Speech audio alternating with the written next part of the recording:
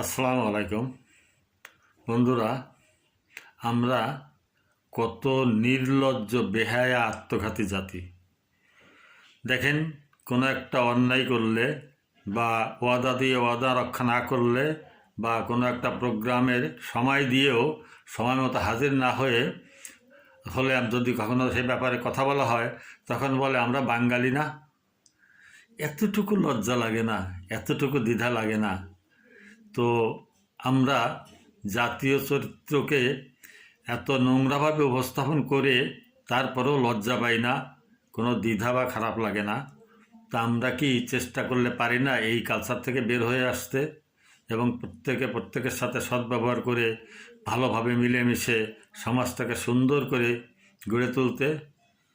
একটু চেষ্টা করে দেখা যাক।